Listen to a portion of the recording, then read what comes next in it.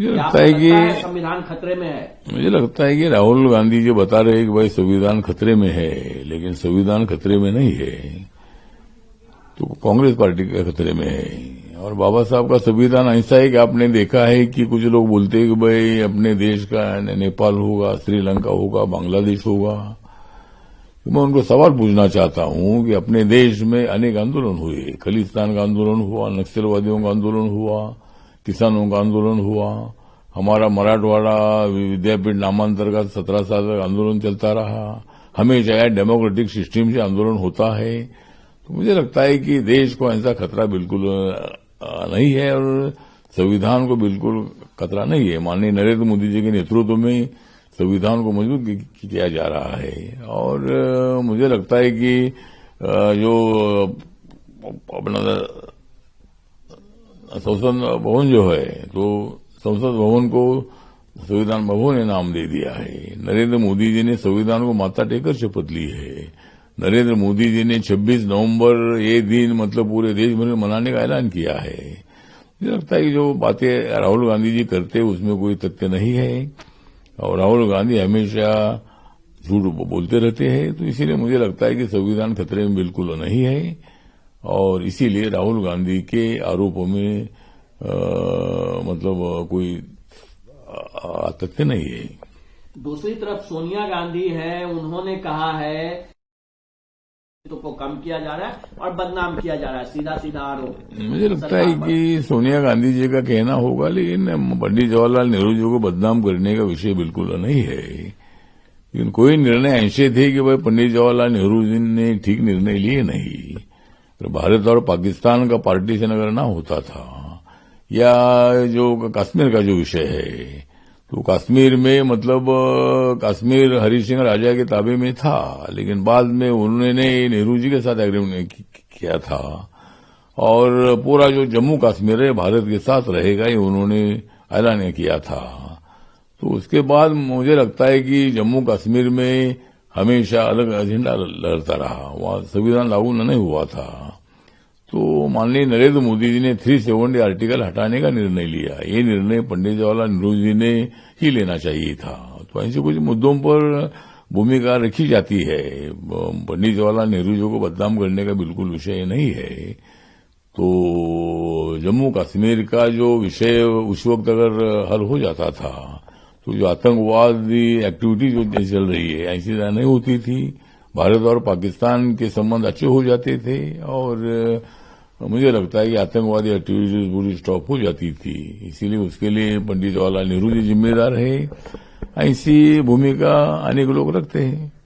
और आखिरी सवाल कि इंडिगो का जो पूरा क्राइसिस है उसको लेकर जो सिविल एविएशन मिनिस्टर है उन्होंने एक इंक्वायरी कमेटी भी गठित की है।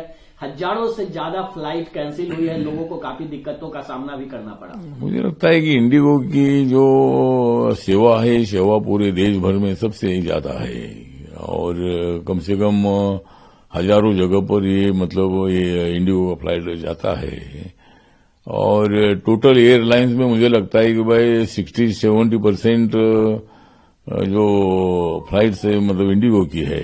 तो 3-4 दिनों में मतलब जो भी कुछ हुआ है लोगों को अभी तकलीफ हुई है और कोई टेक्निकल या कुछ कारण से इंडिगो ने क्यों मतलब फ्लाइटें बंद की मालूम नहीं है, लेकिन उन्होंने ऐसा नहीं करना चाहिए था। इंडिगो से इतने हजारों लाखों लोग ट्रेवलिंग कर रहे हैं, तो उन्होंने मतलब कोई भी जो बात है बात आपस में बैठकर मिटानी चाहिए थी, लेकिन लोगों को तो तकलीफ देने का निर्णय नहीं लेना चाहिए था। मुझे लगता है कि गलत हुआ है और अभी हमारे राम कुमार नायडू जी जो हमारे सिविल एविएशन मिनिस्टर है उन्होंने एक कमेटी का गठन भी किया है और उसी तरह मुझे लगता है कि अभी इसकी इंक्वायरी होगी और क्यों ऐसा हुआ था, क्यों मतलब लोगों को तकलीफ झेलनी पड़ी, इसकी इंक्वायरी हो जाएगी और इंडिगो को समझ दी जाएगी।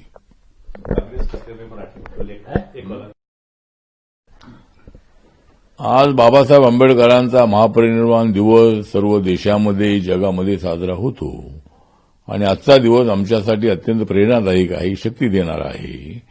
हा जरी दुःखाचा दिवस असला तरी बाबासाहेब आंबेडकर आमची प्रेरणा होती आणि आज माननीय राष्ट्रपती, माननीय उपराष्ट्रपती, प्रधानमंत्री, सगळे अनेक मंत्री आज बाबासाहेबांना अभिवादन करण्यासाठी शेकडो लोक त्या ठिकाणी अभिवादन करण्यासाठी आले होते संसदेमध्ये. त्या ठिकाणी राहुल गांधी एक अपोजिशन लीडर या नात्यानं, काँग्रेसचे नेते या नात्यानं ते त्या ठिकाणी आले होते. त्यांनी असं स्टेटमेंट केलेलं आहे की संविधान हे धोक्यामध्ये आहे. मला असं वाटतं की राहुल गांधींच्या आरोपामध्ये बिलकुल तथ्य नाही. या देशाचं संविधान एवढं मजबूत आहे की या देशाचं संविधान हे धोक्यामध्ये नसून काँग्रेस पार्टी धोक्यामध्ये आहे. काँग्रेस पार्टी ही अत्यंत डाऊनफॉल त्यांचा आहे. त्यामुळं राहुल गांधींनी पुन्हा संविधानाचा मुद्दा काढून या ठिकाणी लोकांमध्ये गैरसमज पसरवू नये.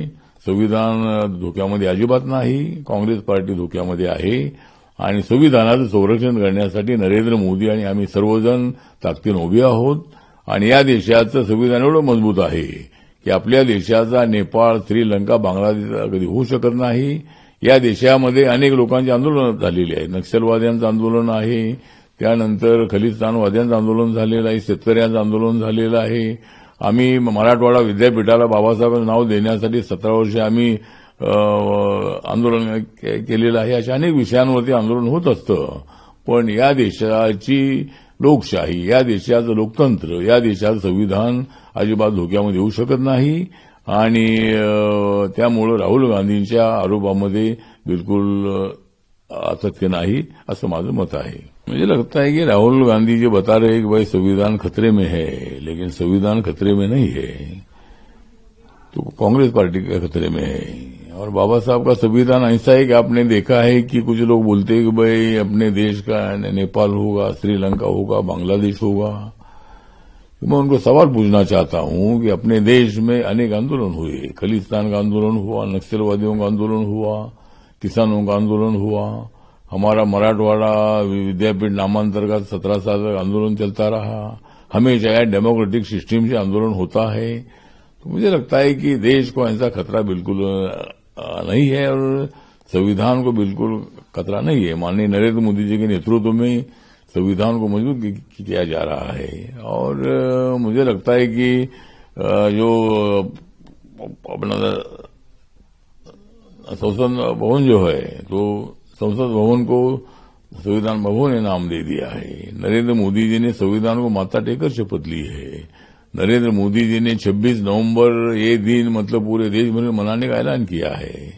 मुझे लगता है कि जो बातें राहुल गांधी जी करते हैं उसमें कोई तथ्य नहीं है. वीके न्यूज, राष्ट्र के नाम. वीके न्यूज, राष्ट्र के नाम.